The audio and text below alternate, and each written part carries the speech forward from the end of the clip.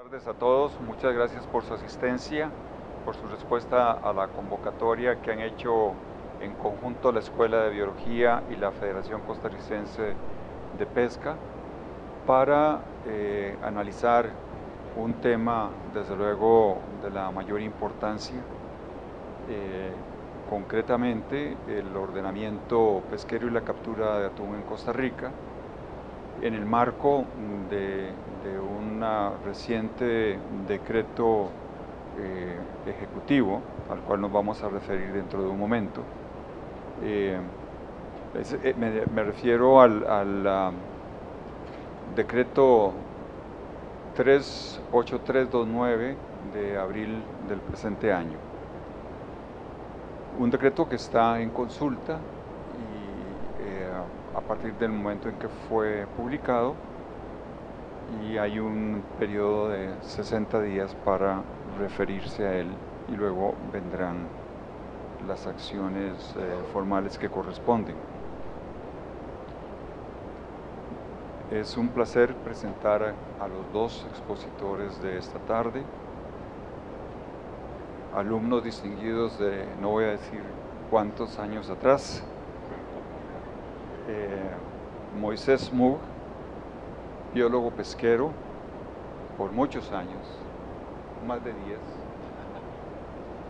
Asesor en política pesquera, ha trabajado con organizaciones internacionales y en representación de esas organizaciones ha participado en las actividades de la Comisión Interamericana de Atún Tropical, la CIAT. Moisés es polifacético, además de trabajar en los temas de investigación que lo han ocupado por varios años. Es promotor de un programa, o ha sido promotor de un programa de pesquerías sostenibles de la WWF para América Latina y el Caribe. Y es además miembro del Consejo de Expertos en Pesquería y Acuicultura del MAG. Don Enrique Galler, igualmente estudiante distinguido de hace varios años, biólogo con experiencia en distintos aspectos de manejo de sistemas de organismos acuáticos. Ha trabajado en proyectos de impacto ambiental y desarrollo en varios países. Ha realizado, además, dentro de esa personalidad polifacética, estudios en antropología y arquitectura, y ha sido consultor en distintos programas. Hoy día tiene una responsabilidad importante con la Federación Costarricense de Pesca, FECOP. No me he presentado adrede porque me pareció que era de cortesía presentar primero a los expositores. Mi nombre es Manuel María Murillo,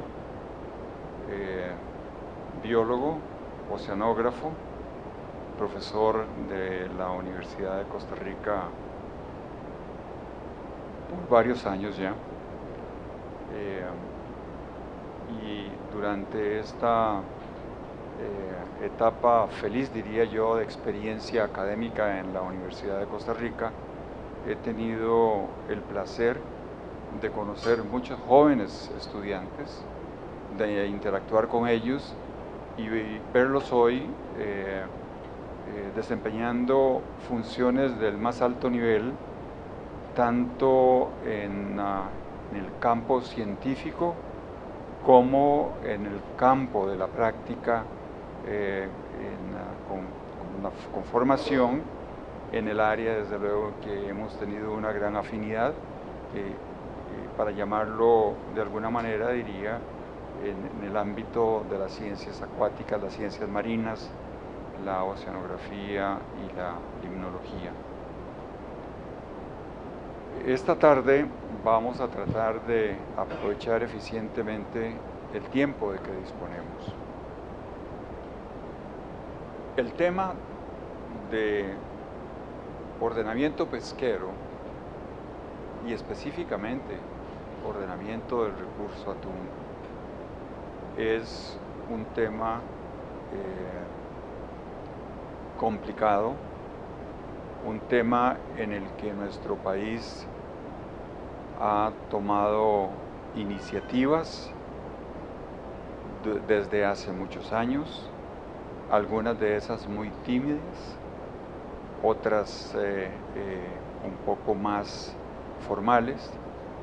Sin embargo, yo quisiera decir desde ahora que el tema de ordenamiento pesquero en el país está muy distante de alcanzar el nivel de excelencia que se requiere en un país como Costa Rica. Y debo decir que en el caso de los recursos altamente migratorios, con mucho más razón, porque se requiere la coparticipación y la interacción con los países vecinos, con los países que tienen la dicha de disponer de una amplia zona económica exclusiva, de los países que han participado también, a veces tímidamente, a veces agresivamente, en las organizaciones internacionales que tienen que ver con el ordenamiento de esos recursos, pero que además a lo largo de los años han tenido una gran dificultad para encontrar puntos de coincidencia y para defender esos puntos de coincidencia. No debo dejar de decir, y esa es mi propia opinión, quizá vamos a discrepar una vez que escuchemos las exposiciones de esta tarde. Me parece que la posición de cada uno de los países ribereños a lo largo del Pacífico Oriental tropical debe estar fundamentada en un vasto conocimiento científico, con la participación de una diversidad de especialistas, no solamente en biología pesquera, en derecho ambiental y en derecho internacional. Esa tríada es fundamental para que un país pueda sostener una posición válida, una posición que le dé el respeto que requiere para cumplir con la responsabilidad de velar por la sostenibilidad de los recursos que están en esa zona económica exclusiva.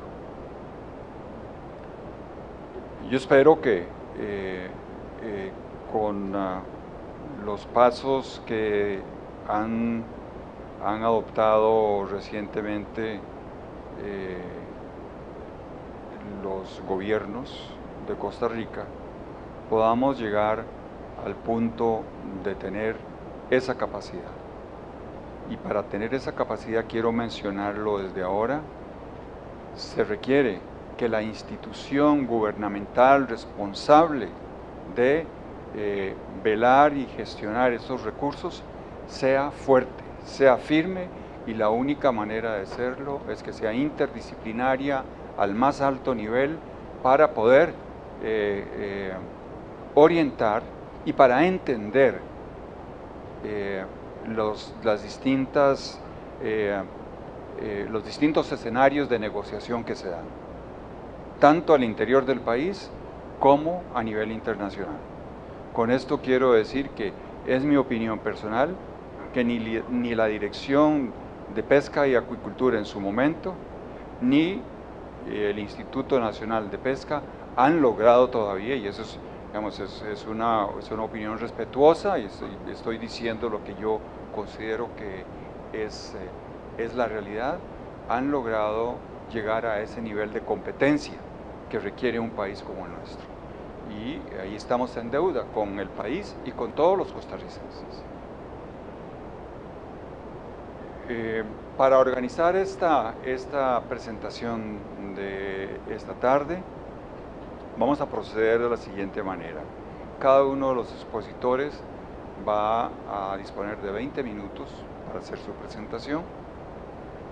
Luego vamos a abrir una sesión de preguntas y respuestas, y para ordenar esta parte que es muy importante, vamos a pedirles su colaboración como favor de preparar sus preguntas por escrito.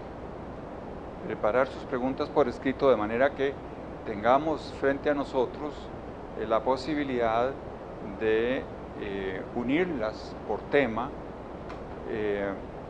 por jerarquía también, y además tener esos documentos a disposición para que, si agotado ese periodo de 30 minutos no pudieran los expositores abarcar los temas acerca de los cuales han sido cuestionados, ellos tengan esas preguntas a mano y puedan colgar sus respuestas en el web, en el sitio correspondiente.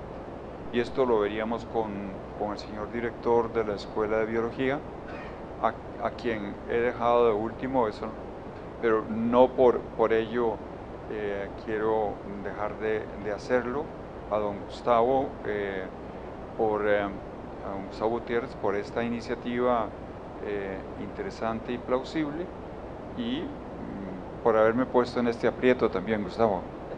Muchas gracias. Muy bien. Concluida la etapa esta de 30 minutos para respuestas a sus preguntas, vamos a darle unos minutos a cada uno de los expositores para efectos de réplica. Yo he hablado con ellos de 3 minutos para esa réplica, pero conociéndolos yo creo que eso van a ser como 5 minutos para cada uno. Y desde luego que les pediría a ambos, a Moisés y a Enrique, tener a disposición de ustedes, y espero que esté en las presentaciones que estén acá en PowerPoint, su dirección electrónica, de manera que ustedes puedan comunicarse con ellos. Entonces empezamos en este momento con la presentación de don Enrique Ramírez.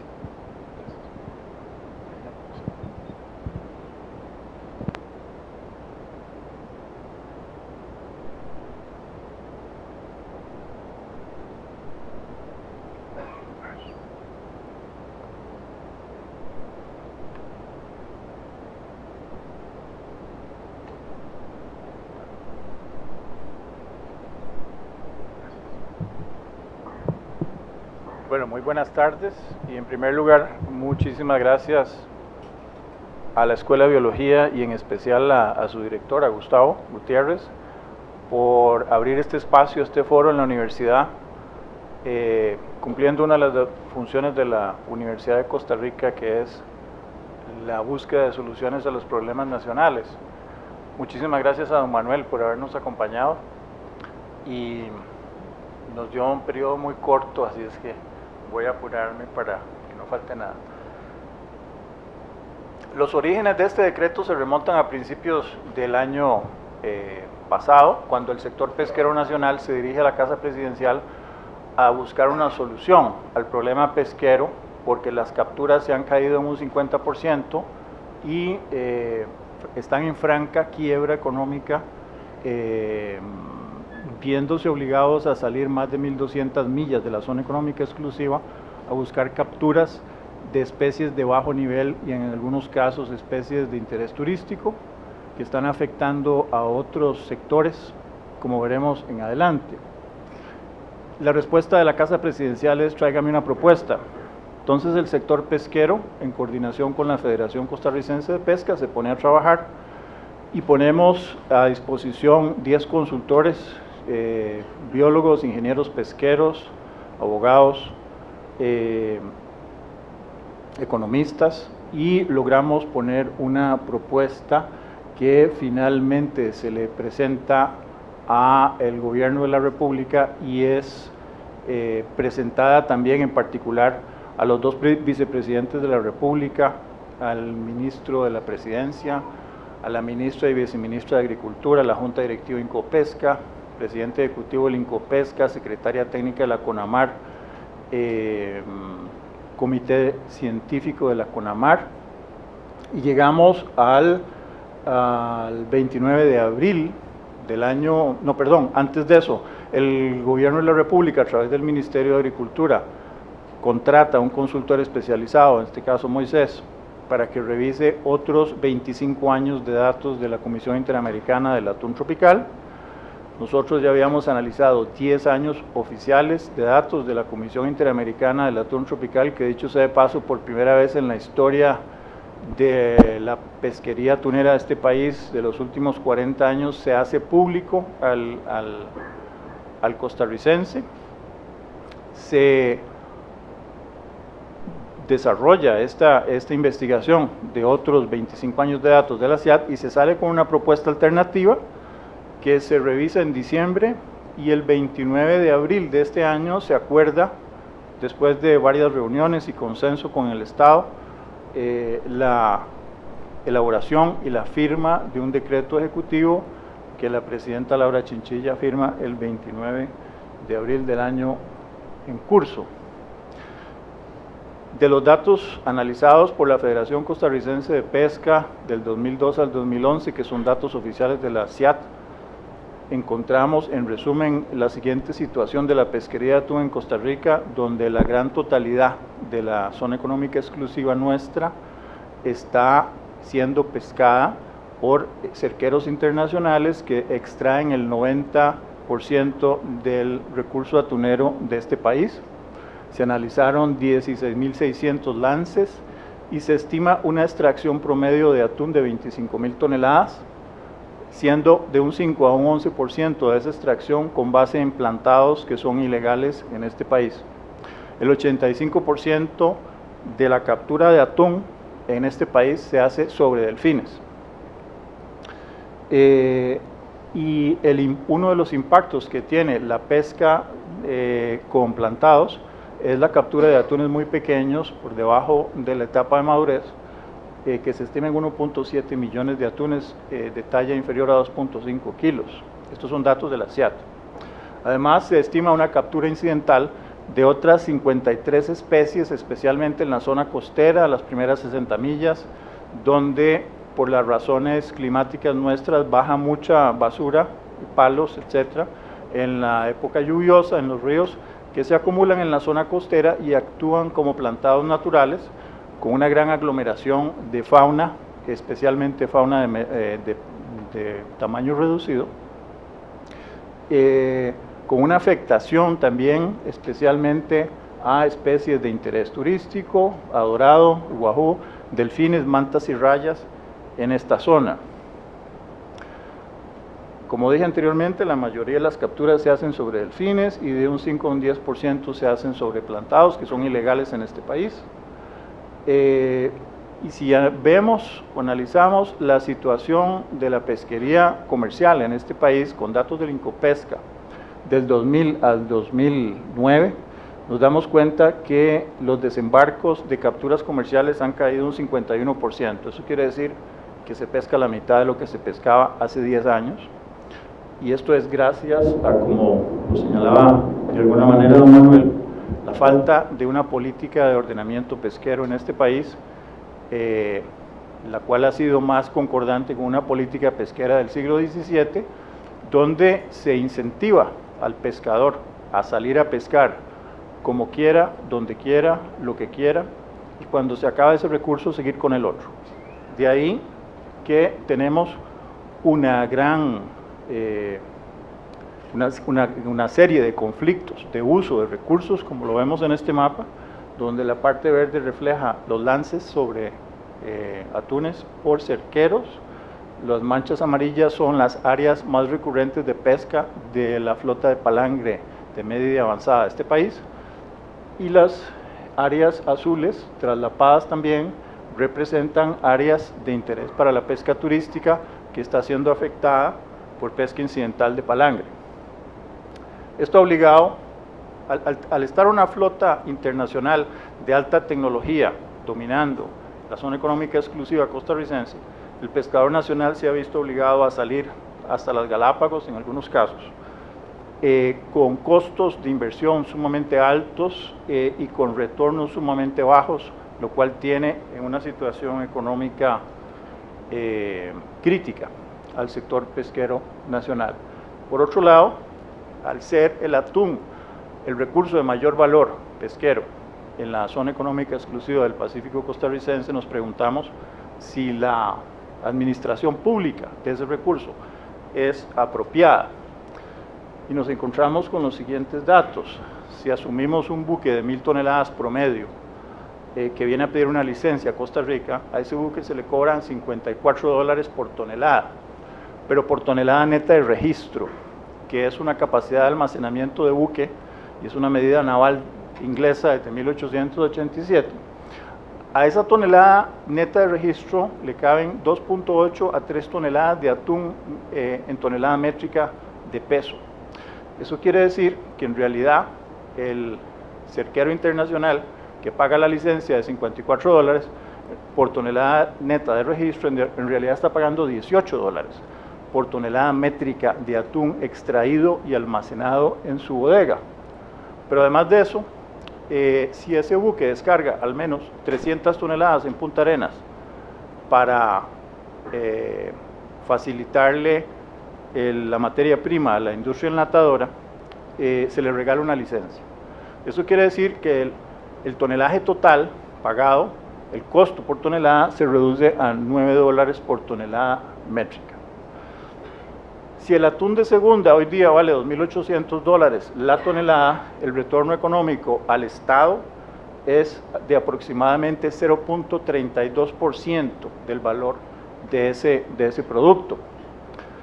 Entre el 2008 y el 2011 se regalaron 39 licencias que corresponden al 19% del total de licencias otorgadas en ese periodo, y el cobro no realizado, si lo calculamos en tonelada neta de registro, fue un déficit o un no ingreso al Estado de $957.000 en ese periodo. Si se hubiera cobrado por tonelada métrica, como sí se cobra para la cuota de acarreo costarricense que se pesca fuera de la zona económica exclusiva, la pérdida del Estado se estima en $2.873.000. Como vimos anteriormente, son muy bajos los ingresos por licencia. En el periodo 2008-2011, con base en esos $58 por tonelada neta de registro, el ingreso actual del Incopesca registrado fue de $826.000, pero si se hubiera cobrado con base en la tonelada métrica, hubiesen sido $2.400.000. Además, se perdieron $957.000 por regalo de licencias. Y en general, al final, vemos que la pérdida estimada del Estado, si se hubiera cobrado en tonelada métrica como debería haberse cobrado, es de $5.300.000. Alternativas y coincidencias. Bueno, esto que nosotros estamos planteando en la propuesta al Estado junto con el sector pesquero no es un invento. Esto curiosamente coincide con un estudio que sale en agosto del año pasado entre Greenpeace y la Universidad de Australia, donde hace un análisis similar al retorno del país con base en el valor del producto extraído, y se dan cuenta que al otorgar licencias a los buques internacionales, al país solo le queda un 0.6% de ese valor. Por lo tanto, plantean un desarrollo alternativo de pesquerías de atún en esa zona del Pacífico Oeste y Central, donde se incentiva la pesca con caña, que tiene un alto valor agregado porque tiene cero captura incidental, y se pueden asociar cooperativas para el desarrollo de esta actividad. Lo mismo ocurre, o algo similar ocurre en Palau, cuando el gobierno decide segregar un área del tamaño de California para sacar la flota industrial y propiciar la conservación, el ecoturismo y la pesca responsable con las comunidades de ese país. En Ecuador sucede algo similar. Tenemos una cooperativa de cañeros en Manta, en Ecuador, que tiene ya 6 embarcaciones y pescan atún con caña, con cero captura incidental y con un beneficio mejor distribuido a la población, que es 0.3% del valor de ese producto. En Costa Rica esto sucedía de esa manera en los años 50, se pescaba con caña en Punta Arenas, hay una estampilla que así lo refleja. Esto dejó de ser, digamos, eficiente cuando se inventa la pasteca hidráulica, que es capaz de jalar una red gigantesca de 200 metros de profundidad por 2 kilómetros de diámetro, que con un lance puede sacar hasta 300 toneladas de atún en 4 horas. La propuesta es una propuesta alternativa para el aprovechamiento democrático del recurso. Se presenta esa propuesta al Estado y la propuesta incluye el detalle y los términos de referencia que no pudieron ser incluidos en el decreto por razones legales.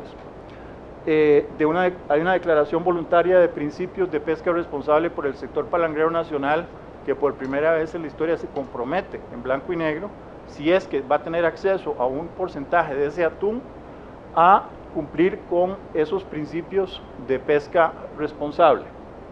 Se comprometen a establecer un programa de observadores a bordo, a desarrollar un plan de manejo y ordenamiento pesquero con ONGs y universidades. Se comprometen a instalar las balizas satelitales que no han instalado hasta la fecha y que tienen que instalar, así como el marcaje de boyas, a llevar bitácoras de registro y a participar en un programa de marcaje de investigación de la dinámica de población de atunes en la zona económica exclusiva nuestra, así como someterse a pruebas y análisis a lo largo de 6 años, que así lo plantea el decreto, para buscar artes de pesca selectivas que reduzcan o minimicen o eliminen la captura incidental que actualmente tiene el sector palangrero y que les permita capturar el atún, que es lo que en realidad a ellos les interesa, y no el pez vela o las tortugas o los tiburones que son de menor valor. La viabilidad legal ha tenido algunos cuestionamientos. Sin embargo, a lo largo de 1 año y medio de trabajo nos hemos dado cuenta, con el aporte de diferentes profesionales en derecho, que la Constitución de la República, artículos 6, 50, 140, reflejan que el Estado tiene una potestad absoluta con los recursos marinos, pelágicos, del suelo y del subsuelo de la zona económica exclusiva, y no tiene que pedirle permiso a nadie para desarrollar los planes de manejo que considere pertinentes para el mejor manejo de ese recurso y la mejor administración, así como la CONVEMAR en el artículo 56 y la sentencia última de la Sala Constitucional, donde se consideran los bienes demaniales o de uso público como inalienables e inotorgables en el sentido de derechos a ningún costarricense y mucho menos a un extranjero. Se ha cuestionado mucho y se tiene cierta incertidumbre sobre el abastecimiento de la enlatadora, por lo que el decreto contempla una zona equivalente al 65% de la zona económica exclusiva del Pacífico costarricense, equivalente a 338.000 kilómetros cuadrados. Esos son 7 veces el tamaño territorial de Costa Rica, con una capacidad de extracción y de captura de atún de 14.000 toneladas, según datos de 35 años de la CIAT, para que la empresa enlatadora, que necesita de 9.000 a 10.000 toneladas al año, pueda abastecerse. Si esto, por alguna razón, no fuese suficiente, el decreto establece en su artículo 7 que los polígonos que vamos a ver ahora, que se adjudican exclusivamente a la pesca de nacionales sin red de cerco, se abrirían para que la empresa enlatadora no sufriera un desabastecimiento. Pero por otro lado, el atún es un commodity, es un producto en el mercado internacional que puede comprarse en Ecuador, en México, en Filipinas, en cualquier lado, a precios de mercado internacional. De hecho, el Ecuador, que es la quinta enlatadora más grande del mundo, importa 161.000 toneladas al año de atún, además de lo que pesca en su zona económica exclusiva. El área de los polígonos tampoco está cerrada con una malla, es un espacio abierto donde el atún entra y sale, lo cual no impide que los barcos cerqueros internacionales a los que se les otorgue una licencia de 60 días puedan capturar ese atún fuera de esos polígonos. En todo caso, el promedio de captura en la zona económica exclusiva es de 25.000 toneladas, pero el 51% de los desembarcos se da en Ecuador y no tiene sentido para abastecer a la enlatadora nacional que se permita la extracción de 25.000 y hasta 68.000 toneladas de atún en nuestra zona económica exclusiva, como se dio en el 99, cuando solo necesita 9.000 toneladas. Este es el resumen, el mapa que refleja el decreto del cual estamos conversando acá. La zona azul oscura es la zona que se le otorga con un 65%, 338.000 kilómetros cuadrados, a la flota internacional para que el Estado con licencia permita la pesca de atún con cerco, como se ha venido haciendo, para que abastezca la enlatadora únicamente. La zona 2, que es la morada alrededor de la isla del Coco, y la zona 1, que son 60 millas paralelas a la costa, son el 35% de la zona económica exclusiva, que se adjudican exclusivamente para la pesca de atún sin red de cerco por nacionales. Todo este decreto está contemplado y contextualizado en las políticas de la CONAMAR, así es que tampoco es un invento antojadizo que se nos ocurrió. Ya don Manuel me sacó la tarjeta roja y ya 2 minutos, pero ya terminamos. Nosotros creemos que este es un evento muy importante porque en realidad solo uniendo voluntades y conversando y entendiéndonos podemos llegar a acuerdos para impulsar este primer paso, que no pretende ser la solución para todos los problemas de la zona económica exclusiva, ni pretende ser la última palabra en el ordenamiento pesquero, pero sí es un paso importante porque recobra la soberanía del país por lo menos en un 35% y nos da la oportunidad de trabajar con un sector pesquero que está dispuesto a implementar medidas que hasta ahora no se han implementado. Muchas gracias.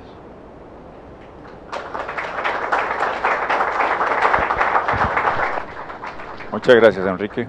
Muchas gracias. Les recuerdo a quienes tengan preguntas sobre esta exposición que acaba de concluir don Enrique, que por favor nos las hagan llegar a través de las personas que las están recogiendo. Y seguidamente don Moisés. Don Moisés va a hablar de una propuesta de zonificación para la pesca de atún en la zona económica exclusiva del Pacífico de Costa Rica, con base en un análisis de la información científica, las capturas cerqueras y palangueras, y el comportamiento de movimientos de utilización del hábitat de los atunes aleta amarilla específicamente, ¿es cierto, Moisés? Así es. Muy bien, gracias.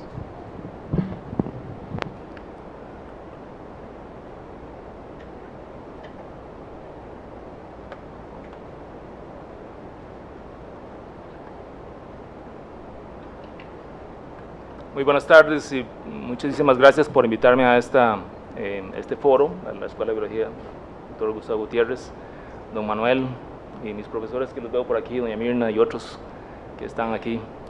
Es un placer volver aquí a estas aulas. Recuerdo cuando nos hacían sufrir aquí en esta misma aula de los 90. Bueno, hay dos partes de presentación. Voy a intentar ajustarme al tiempo. Ustedes van a ver una cantidad de slides que no voy a discutir porque está hecha, la presentación está hecha para la gente que debió tomar decisión y tenía un detalle necesario para que entendieran el comportamiento de la pesquería del atún en el Océano Pacífico Oriental y en Costa Rica. Primero, voy a proceder a repetir algunas de las imágenes. Esta es una imagen y si ustedes se fijan con cuidado, esa es una captura con caña, esto es una aleta amarilla y aquí al fondo está una costa, ¿verdad? Está muy cerca de la costa. Este tipo de, digamos, de fotografía ya no es posible verlo en estas épocas, ¿verdad? Quiere decir que el recurso estaba muy cerca de la costa y se pescaba con artes muy sencillos, ¿verdad? La pesquería nace por el colapso de la pesquería de pequeños pelágicos en California. Las enlatadoras de la costa oeste de los Estados Unidos empezaron a quebrar y a cerrar. Y entonces una de las enlatadoras decidió transformar sus procesos de empaque de enlatado de sardinas y anchoas a atún, y así es como empezó, y empezamos de esta manera. Atrajo una gran cantidad de pescadores portugueses, italianos, y empezó esta pesquería a desarrollarse. Para la época de 1950 la pesquería había llegado a las costas costarricenses, se abastecía de las anchoas, había una población grande de anchoa, Setengraulis mysticetus, si me corrijo, doña Mirna, el nombre es correcto, y esta pesquería, digamos, abastecía este tipo de captura de atunes con caña. La pesquería fue evolucionando, ¿verdad? Los barcos que estaban diseñados para capturar pequeños pelágicos se empezaron a usar para pescar atunes, ¿verdad? Y, digamos, se desarrolló a partir de allí en el resto del mundo. Esta es una pesquería mundial que se administra digamos, en común acuerdo por convenciones internacionales. Estas son las especies más importantes, al atún aleta amarilla. Esta es la distribución mundial. Esa es la distribución mundial de la especie, pero hay especies, hay poblaciones regionales, ¿verdad? Este es el otro, este es, digamos, el 60% de toda la captura del atún, que es el atún barrilete. Esta es su distribución mundial. Este es uno que va para el mercado de sashimi de mayor valor, mayor precio, ¿verdad? Es el atún patudo, y esta es su distribución. Este es la especie de atún más valiosa de todas. Nosotros tenemos muy pocos animales de estos en estas aguas. Es más hacia el norte y hacia el sur la distribución, como puede verse aquí. Este es el atún albacora, que es, digamos, unas poblaciones pequeñas en el norte y en el sur, y de vez en cuando se pueden ver algunas. Esta es la distribución. Esta es la forma en que se divide los océanos del mundo para administrar la pesquería del atún. Entonces, en el Océano Pacífico, en el oeste, está la Comisión del Oeste. En el este está la CIAT, la Comisión Interamericana Atún Tropical, tiene 50 años, la segunda organización de manejo pesquero más antigua del mundo, fundada por Costa Rica y los Estados Unidos. Está la de atunes del Atlántico, la del Océano Índico, ¿verdad? Y aquí, dándole la vuelta, está la otra parte del Océano Pacífico Occidental. Esto ya ustedes muchos lo conocen. Aquí tengo un colega que fue responsable de este mapa. Esta es la distribución, digamos, moderna de la forma en que el área de la convención se define, que es 90 norte, 90 sur y 150 oeste. Entonces esta es el área donde se toman decisiones de cómo se va a aprovechar el atún, incluyendo Costa Rica, es uno de los miembros. Estos son todos los miembros que toman las decisiones, ¿verdad? Están todos los países ribereños, como dijo don Manuel, ¿verdad? De Estados Unidos hasta Perú, Chile no está incluido, Bolivia está incluido, Venezuela está incluido, todos los países de aguas distantes, España, Francia, etcétera, y los nuevos que están arribando como miembros de la comisión, las Islas Cook, Kiribati, Canadá, Belice. Esta es la distribución total de la pesquería. Si estamos hablando de la pesquería de Costa Rica, esta es la parte a la que pertenece la pesquería atunera de Costa Rica. El rojo es lo que se pesca sobre delfines, el verde lo que se pesca sobre plantados, y el azul lo que se pesca muy costero o sobre cardúmenes que no están asociados, digamos, a delfines o a objetos flotantes artificiales. Esta es la evolución de la pesca con sobreplantados, que es la que domina el 60% de la producción atunera mundial. Costa Rica está prohibida por Incopesca del año 2001. Este es un plantado, ¿verdad? Lo que hace es agregar el pez y le tiran la red y levantan con los equipos hidráulicos, ¿verdad? Una parte muy importante que tienen que tomar en cuenta ustedes es la distribución del océano y las zonas económicas exclusivas. En el oeste, la gran cantidad de archipiélagos hacen que las zonas económicas exclusivas se peguen unas con otras, entonces la decisión del país en cómo se administra el recurso es muy importante. En la parte oriental, en la parte nuestra, hay mucha parte de aguas internacionales y muy poco en aguas de zonas económicas exclusivas, por lo tanto las regulaciones que tienen que ver con temas internacionales son más importantes. Esta es la distribución por capacidad de los diferentes tipos de buques cerqueros atuneros, ¿verdad? Los que dominan son México y Ecuador, ¿verdad? Básicamente. Panamá, Venezuela y Colombia son los que siguen. Esos son los grandes países pescadores de atún con cerco. Estos son todos los demás, ¿verdad? pero los anteriores hacen el 90% de toda la captura. Son como alrededor de unos 250 barcos, más o menos. Y estos capturan el 90% del atún. El resto capturan menos del 5%. Por ejemplo, en Estados Unidos hay 1.559 embarcaciones, en Japón 530, etcétera. Esos capturan entre todos menos del 5%. Este es un cerquero, para que tengan una idea de qué estamos hablando, ¿verdad? Estos son como de tercera generación, estamos hablando de 2.554 metros cúbicos de capacidad de bodega, ¿verdad? Esta es la red, se pone y cae hasta 200 metros de profundidad, se deflecta un poco con las corrientes y la profundidad depende de la corriente. Las flotas palangreras, ¿verdad? Las más importantes no son las ticas, sino que son japonesas, coreanas. Las ticas sí son abundantes, pero son barcos muy chicos. Estas son las flotas asiáticas palangreras, ¿verdad? Ahí están las capacidades en bodega, y estas son las flotas costarricenses, ¿verdad? Este es el típico, digamos, arte de pesca para la captura de atún y otras especies de picudos, tiburón inclusive, y tiene una característica, es que el anzuelo va a muy poca profundidad, máximo de 30 metros de profundidad, a como lo pescan en Costa Rica. Este es el estado, ¿verdad? Estos son los gráficos de COBE, que se llaman así. Y lo que está diciendo aquí es que el esfuerzo pesquero con respecto a la población desobante o reproductora está en amarillo. Digamos, estamos muy cerca de condiciones peligrosas, ¿verdad? Pero cuando se compara con el tamaño del stock, estamos un poquito mejor. Esa es la condición del stock. Y ese es el peligro más grande del manejo, que es como van creciendo el número de barcos cerqueros, como ha venido evolucionando la capacidad cerquera en el Océano Pacífico Oriental hasta 2013. Inmediatamente voy a pasar entonces al encargo que me hiciera el gobierno de Costa Rica. A ver, muy bien. Discúlpenme, yo soy usuario Mac, entonces estoy un poquito desorientado aquí. Esta es toda la producción pesquera que se registra como capturada en aguas costarricenses, que no se registra necesariamente en la CIAT. De lo que se captura en total en Costa Rica, esta es todo lo que es costero, ¿verdad? Todas las flotas costeras nacionales, incluyendo las palangreras que que pescan en aguas costarricenses y fuera de aguas costarricenses. Estos son los volúmenes, ¿verdad? Y estos son los volúmenes que pescan los cerqueros en aguas costarricenses. O sea, Costa Rica es un país atunero por excelencia, aunque quien lo captura no son costarricenses necesariamente. Y esta es la distribución entre las dos flotas. Esta define el problema más serio.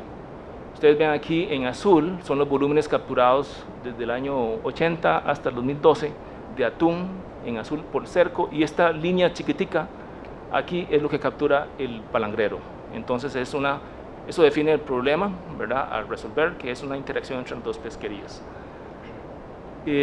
Lo que me plantearon es buscar en la evidencia que tiene acumulada la CIAT y otras fuentes si hay algún sustento para un ordenamiento pesquero, y con eso tratar de mirar algún tipo de zonificación. Eso fue la instrucción que recibí.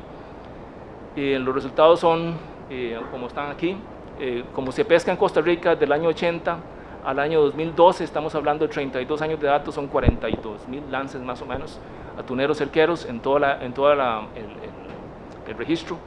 Y en azul son las actividades de lances hechos por flotas mayores de 363 toneladas métricas, que corresponden como a 335 o 445 metros cúbicos de capacidad. Son buques grandes que pescan, digamos, básicamente estos pescan sobre el fin, son clase 6, ¿verdad? Pero hay buques más chicos que han venido pescando históricamente, inclusive en el año más reciente que tengo en la base de datos, en el 2012 hay buques muy chiquitos, ¿verdad?, pescando. Estos son los resultados de cuántos lances se hacen. Más reciente, tal vez lo que le interesa a ustedes es el 2012, ¿verdad? Estamos como en 1.551 lances cerqueros atuneros en aguas costarricenses. Todo esto es aguas costarricenses, ¿verdad?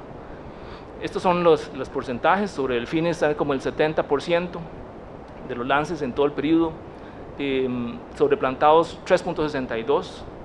Sobre objetos flotantes, donde el observador a bordo no pudo diferenciar si era un plantado natural un objeto natural flotante o un plantado, son el 11%, y los pesca no asociada, que no se pescó sobre ninguna de estas cosas, es 12%, y el sobre objeto flotante natural es el 3%. Estas son las especies que se capturan. La más importante, aleta amarilla, y se captura sobre delfines, ¿verdad? Y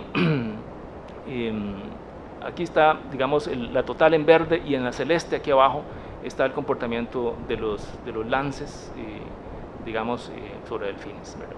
Aquí los demás tipos de lances aquí abajo. Todavía hay en la roja, digamos, alguna actividad de pesca sobre plantados en aguas costarricenses.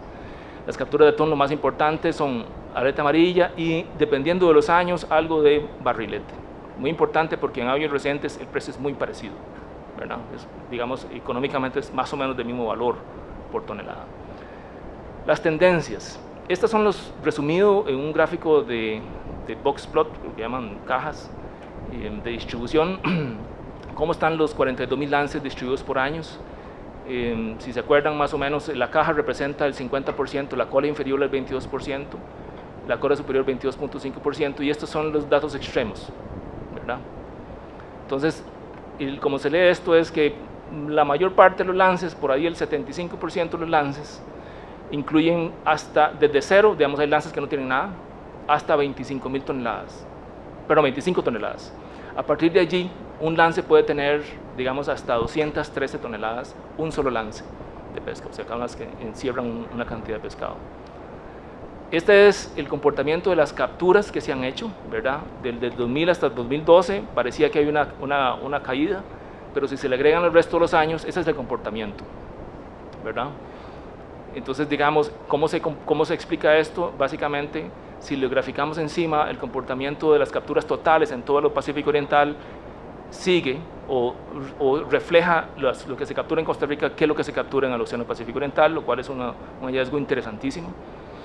Y eso responde a los periodos de reclutamiento que se han experimentado a través de los años, ¿verdad? Aquí están los gráficos de la tasa de reclutamiento y los diferentes momentos que han habido y cómo se refleja esto en la biomasa, y eso explica por qué es que digamos, el comportamiento en aguas costarricenses y en el Opo también. Estas son en todo el Opo, todas las diferentes pesquerías que funcionan. Esta de aquí arriba explica la de palangre, pero el resto, 95%, las extracciones de biomasa son de cerqueros. Y esas son las edades a las que se capturan más, principalmente de mediana edad y gran edad. Ok, para ver el tema de los palangreros, estas son las capturas palangreras. Aquí no estamos hablando de los cerqueros, estos son los datos del Incopesca. Hay un dato que no está, ¿verdad? No están los datos en Incopesca. Y este ya lo vieron ustedes, este es lo que la proporción de palangre con cerco, ¿verdad? Se combinó esta información con una información que dieron los palangreros en un programa del WWF que duró como unos 8 años, de observadores a bordo de embarcaciones palangreras, y estos son los resultados. Los pescadores palangreros están capturando, los ticos están capturando atún aleta amarilla con esta selectividad. Entonces, básicamente están digamos, apuntándole como objetivo animales grandes, que están entre 100 y 160 centímetros. Y eso corresponde a animales entre 24 y 106 kilogramos. Si vemos lo que conocemos de la reproducción, están por arriba de las tallas de 50% de madurez. Estos animales ya se han reproducido. Estos son el anterior eran las hembras y estos son los machos. Los machos se reproducen a una talla un poquitico más pequeña. Y estas son las capturas por talla de los cerqueros. Entonces los cerqueros tienen una distribución bastante más grande de animales menores digamos, de 30 centímetros hasta 180 centímetros. Y esta es la zona de interacción entre las dos pesquerías. Como ustedes vieron, están entre animales de 160 y 160 de 100 y 160 centímetros de longitud, de talla. Entonces esta es la zona de conflicto. ¿Cómo se mira eso, digamos, respecto de... Vamos a saltarnos todo esto que es, digamos, un poco repetitivo. Vamos a ver la tendencia general. Entonces vamos a ver dos escenarios, uno en que vemos que el comportamiento general de todas las capturas atuneras cerqueras, agrupados en celdas de 1 grado por 1 grado en aguas costarricenses y digamos en grupos de 5 años, en quinquenios. Entonces aquí tenemos el más reciente, 2008-2012, los círculos más grandes es un ámbito de captura es más grande, por ejemplo, de 30 a 96 toneladas, y el más chiquito de 0, nada, a 7.30 toneladas, 7.30 toneladas. Entonces lo importante mirar aquí es que el océano no tiene una fotografía fija, sino que va cambiando con el tiempo. Si nos vamos para atrás, vean cómo va cambiando la distribución de las capturas por lance, ¿verdad? Entonces ahí van del 93, 97, 88, 92, 83, 87, 78, 82. Con las tendencias, digamos, ya más fino para verlas por separado por atunes grandes, medianos y pequeños, este es el resultado. Se pusieron solamente los años donde hay 100% de cobertura observador para mejorar la calidad de los datos. Este es el año más reciente, captura por lance. Vean cómo va cambiando, 5 años atrás, 2003-2007, 98-2002, 93-97. Los medianos, los grandes son arriba, como los define la CIAT, arriba de 14 kilogramos. Los medianos entre 2,5 y 14 kilogramos. Y los pequeños por debajo de 2,5 kilogramos. Estos son los años más recientes, y ahí va cambiando hacia atrás la distribución espacial de esos animales. Los pequeños, véanlos aquí. Esta parte aquí es muy importante. 2 minutos, okay. Cómo está distribuido, ¿verdad? Y lo mismo pasa con la biomasa, ¿verdad? Exactamente igual. Una condición parecida pasa con el vela, ¿verdad? Y captura incidental de dorado, biomasa vela, biomasa dorado. Esto lo vamos a saltar. Voy a referirme ahora a la parte que no tiene que ver con la pesquería, sino son datos independientes de la pesquería. Estos son con marcas de archivo, que registran información cada 30 segundos. Se le pone un aparato al animal, ¿verdad? Y eso va registrando datos, se recaptura el animal y se recogen los datos. Lo que tenemos es que hay dos tendencias, una que es horizontal, y están los animales asociados a frentes de temperatura, ¿verdad? Y lo otro también pueden estar asociados en lo que se llama como fidelidad, ¿verdad?, a estructuras geográficas. Estos son los archipiélagos de Islas Revillagigedo en México, y aquí tenemos donde se capturaron y se marcaron la distribución luego de unos años y el análisis de densidad de posiciones.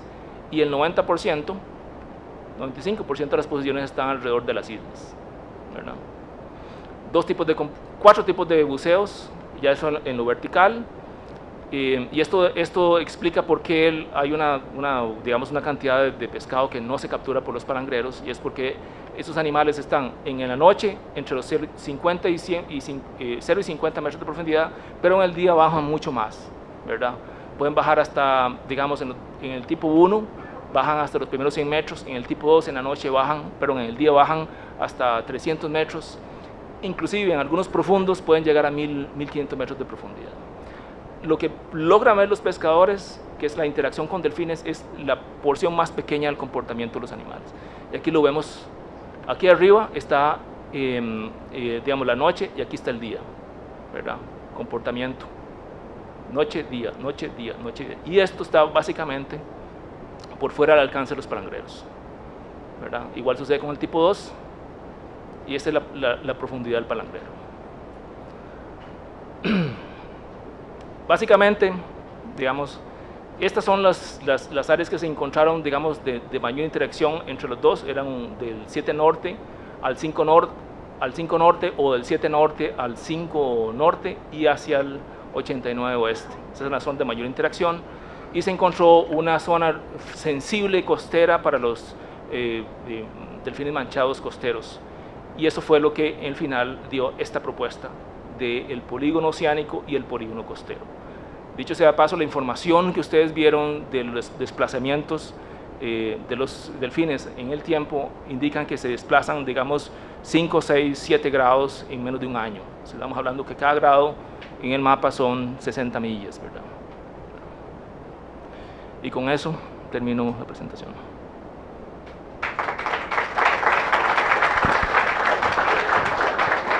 Muchas gracias, Moisés. ¿Nos acompañas, por favor? Vamos ahora a terminar de recoger las preguntas. ¿Hay alguna pregunta, por favor?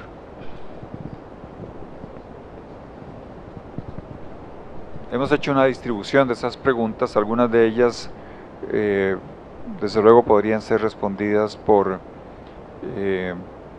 ambos investigadores, ambos expertos. Voy a pedirle a don Enrique que inicie con las respuestas a las preguntas que ha recibido, están relacionadas con su exposición. Gracias.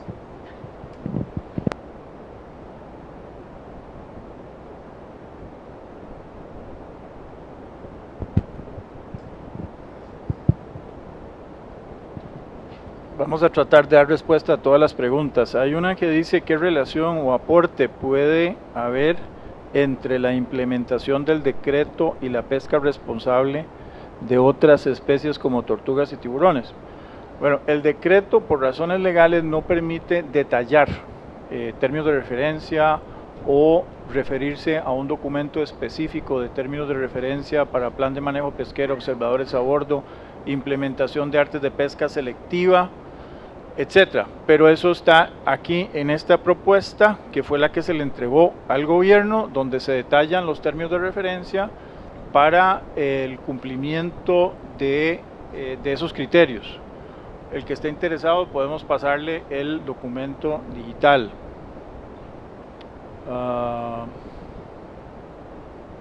¿Cómo se pretende dar vigilancia al polígono y de dónde saldrían los fondos económicos para financiar los sistemas de vigilancia? Bueno, el grueso del dinero que va a vigilancia va a drogas, como todos ustedes saben. Sin embargo, está en proceso la implementación de radares a todo lo largo de la costa pacífica, precisamente para detectar barcos que están en situaciones inusuales.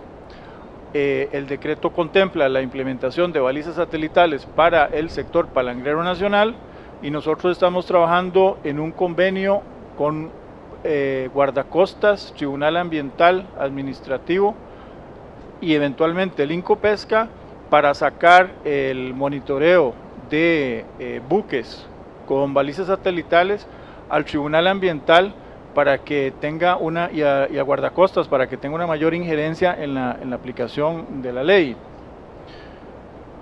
Vamos a ver.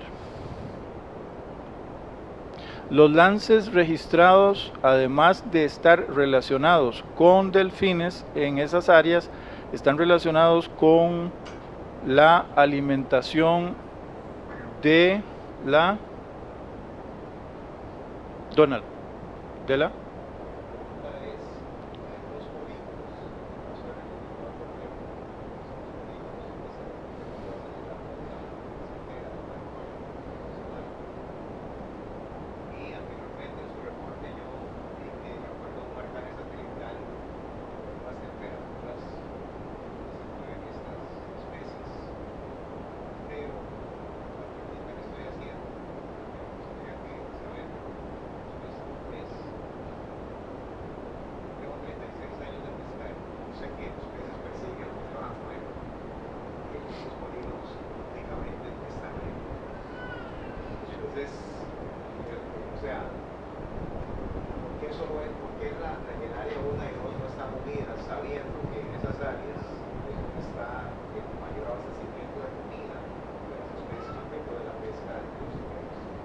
Muchas gracias por la aclaración. Algunas de estas preguntas van a ser respondidas por los dos expositores. Podemos seguir ahora, alternamos y le damos oportunidad a Moisés que conteste. Sí, bueno, ahí la pregunta es muy importante, es compleja la respuesta. La respuesta, digamos, de la manera más simple es que los polígonos lo que hacen es básicamente separar las mortalidades que sufren los atunes por parte de los cerqueros y por parte de los palangreros. Lo que hace es que en un área no hay mortalidad cerquera, pero sí puede haber mortalidad palangrera. Eso hace que el impacto de una sobre la otra en esa área específica no ocurra, ¿verdad? No sabemos qué tan cerca del polígono ese efecto puede darse o no darse. Lo otro que usted menciona digamos, de cómo se comporta y cómo se alimentan los atunes, esa es la información que es independiente de la pesquería, para lo cual se requieren las marcas, se llaman marcas de archivo. Entonces le mete ese aparato al animal y él nos dice en aguas costarricenses cómo se va a comportar su distribución horizontal, ¿verdad?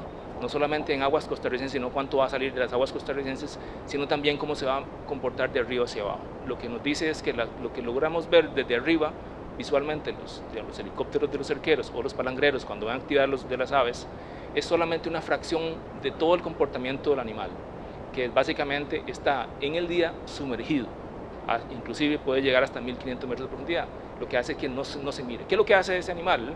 En el día subiendo y bajando, anda comiendo. Esos animales que están, digamos, en media agua, hay una cantidad de especies, digamos, antiguamente se le conocía como la zona, digamos, está relacionado con los sonares, cuando empezaron a detectar estas bandas, como un suelo, un piso que se les movía, ¿verdad?, en el sonar. Pensaba que era el suelo marino, pero no, son animales que suben y bajan. Entonces ese comportamiento de río hacia abajo es el comportamiento de esta biomasa que sube y baja, de la cual se alimentan los individuos.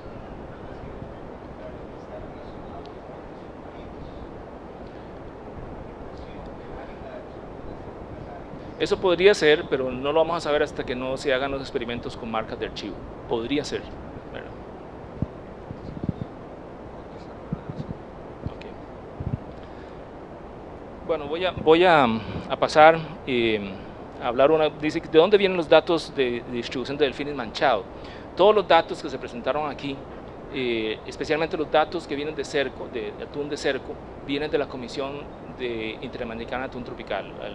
El gobierno obtuvo un permiso para que yo estuviera en La Joya, en California, por un espacio de 2 semanas, revisando con los científicos de la ciudad todas las bases de datos. Ellos me entregaron las bases de datos para analizarlas, y son lo que ustedes vieron aquí, incluyendo los datos de los delfines manchados.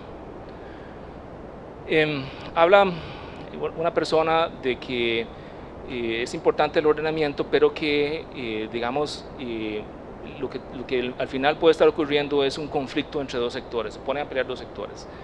En general, siempre van a haber conflictos por el uso de un recurso entre diferentes sectores. Lo importante es que el Estado tome una postura de cómo logra reducir el conflicto y sin que haya una pérdida sustantiva para ninguno de los participantes en la pesquería, y además se ordena la pesquería. Digamos, aquí estamos hablando de un problema de interacción entre 2 flotas, una extranjera y una nacional. La extranjera abastece una industria y la nacional abastece a un mercado distinto, pero genera un conflicto, ¿verdad?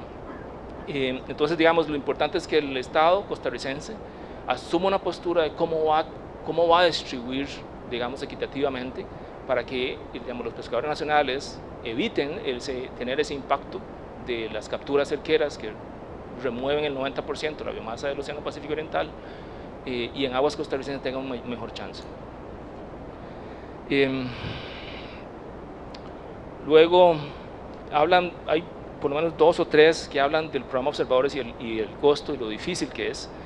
Y esto es cierto. A mí me tocó con otros compañeros, otro colega aquí de la escuela, Álvaro Segura, y una compañera española, Sandra Andraca, y otros colegas en otros países, llevar un programa Observadores que funcionó como 8 años, y fue muy difícil, es cierto, pero sí se puede, sí es posible hacerlo, pero se requiere que la capacidad del manejo del programa Observadores sea construida al interior de la autoridad y tenga, como mencionó al principio don Manuel, un apoyo muy fuerte del sector académico. Aquí, digamos, esto no puede ser nada más como cumplir un requisito de que tenemos un observador a bordo y se van los datos y luego se presentan los datos en una pantalla, sino que tiene que haber investigación que verifique que las medidas de ordenamiento están resultando efectivas o no, ¿verdad? Y tomar las decisiones. Y eso requiere que haya investigación, y como el primer expositor dijo más temprano, esta información se maneja escasamente en Costa Rica, y ya es hora que empecemos a manejarla mejor.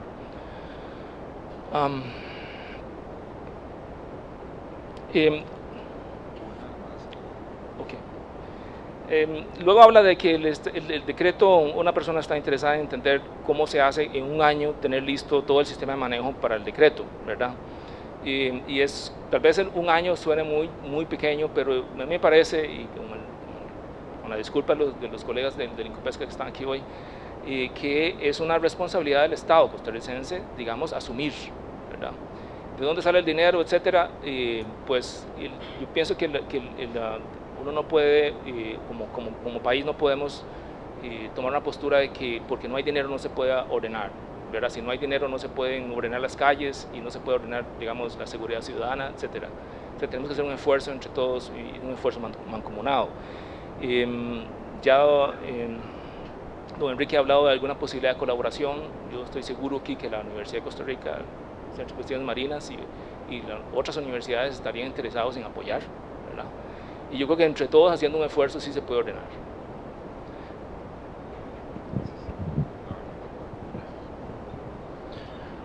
Dice, ¿quién sería responsable de implementar este plan de ordenamiento? Y si existen lineamientos y un plan de control y vigilancia. Bueno, obviamente el encargado por ley de implementar este plan de ordenamiento es el Incopesca. Como dijo Moisés, no podemos obviar la necesidad de que el sector académico y las ONGs se unan a este esfuerzo para hacer lo mejor posible de esta posibilidad. ¿No creen ustedes que deberíamos iniciar por tener un sistema de guardacostas que pueda vigilar nuestra zona económica exclusiva y no como ocurre actualmente, que tiene una reducida autonomía y está siendo operada por personal bastante empírico, ya que actualmente una gran flota pesquera aprovecha indiscriminadamente nuestros recursos? Bueno, eso es un poco que fue primero el huevo o la gallina, ¿verdad? O sea, repito, el mayor esfuerzo económico en la vigilancia se va a drogas. En este caso, y abriéndose esos polígonos, el sector pesquero nacional sería el primer vigilante que está ahí todos los días denunciando a guardacostas dónde o quién está pescando ilegalmente. El sector pesquero nacional se verá obligado a tener balizas satelitales para dar seguimiento a sus operaciones. Y tendría que hacer un esfuerzo conjunto entre el sector pesquero, guardacostas, los sistemas de radares que mencioné anteriormente para dar cumplimiento a este asunto. Se conocen esfuerzos en otros países de Centroamérica para el ordenamiento de la pesca de atún. ¿Qué papel juega Ospesca en la planificación del ordenamiento regional? Bueno, lo único que yo conozco en la costa americana es Panamá, que sacó absolutamente fuera de toda su zona económica exclusiva a todos los cerqueros internacionales. No conozco propuestas de ordenamiento atunero en la costa del Océano Pacífico Oriental. Sí, como presenté yo anteriormente, se están dando en el Pacífico Oeste y Central, precisamente para mejorar el aprovechamiento de los recursos por parte de esos países.